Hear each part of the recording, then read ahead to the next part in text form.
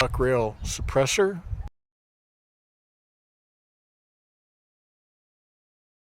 It looks pretty good. I got these targets here from the same guy that sold me the 25 meter qualification things off of eBay, the West Point area, but this is an Army 25 meter zeroing target. I'm going to try to zero this at 25 meters. And lastly, we've got, this is supposed to make my trigger pull lighter, so it might, why not? I'll try it.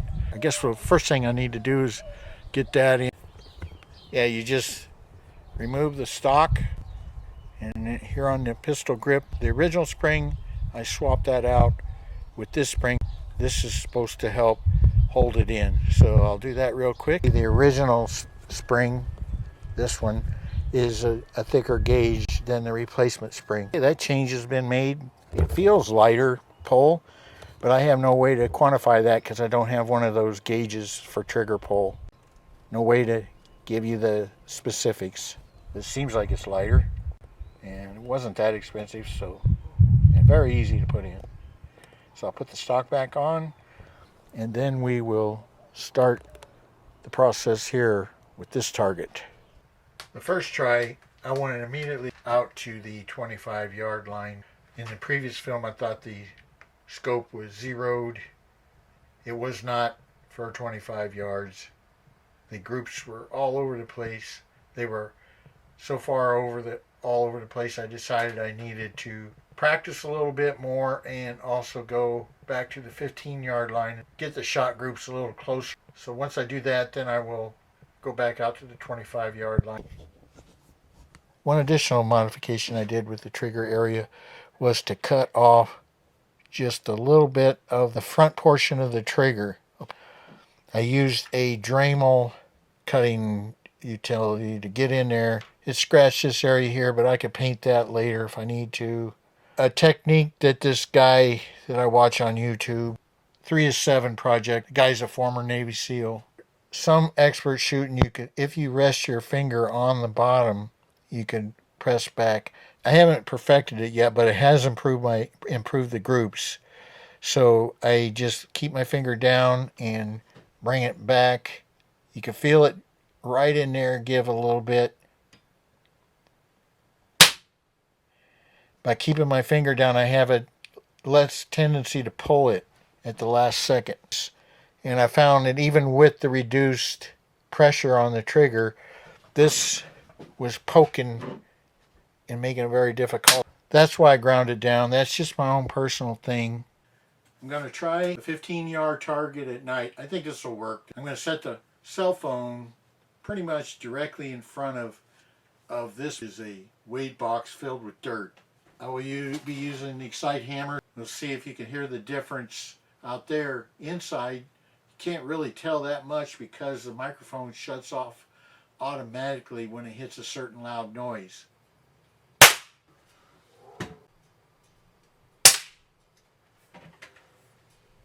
We'll see if it can pick up the sound out there. I won't keep you around all the time that I'm pumping, so you only see the action.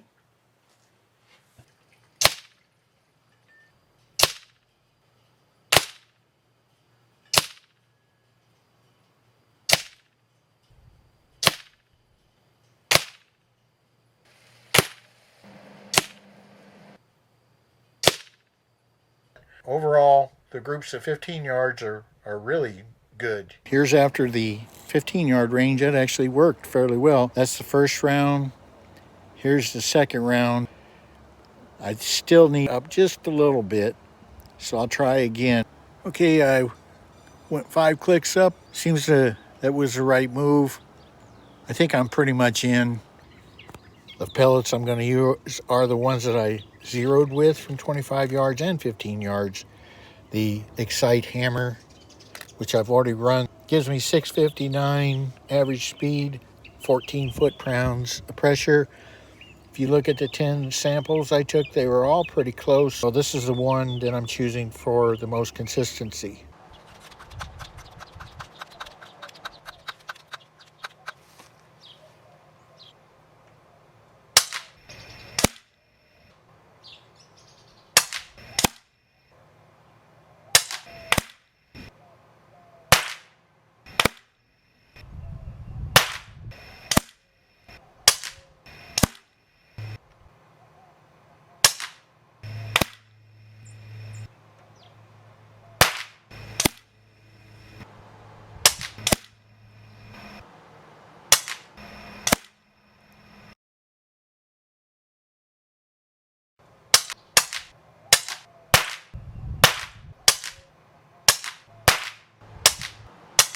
Watch the pellets hit the target in fast motion. The grouping's still good. I had the elevation right, but the windage was off. Must have knocked the scope or something. I'm having an itching to take this drifter drifting. Next step will be target shooting from the boat. I'm going to try to get this broke down and put it in the Crosman regular drifter bag. We'll take the suppressor off. It should be able to fit in here. To take the stock off.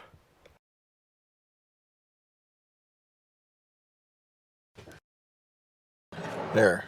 And it's gonna take me 2 hands, so I'll put it in the bag and then show that when it's finally packed. The rifle part fits really nice in there, even with the scope. The stock and the other thing in here, then I just need to zip this up. All you gotta do is fold that over and then click the straps. It's got a handle and a strap. I hope you enjoyed this video, and if you did, please press the like button and subscribe.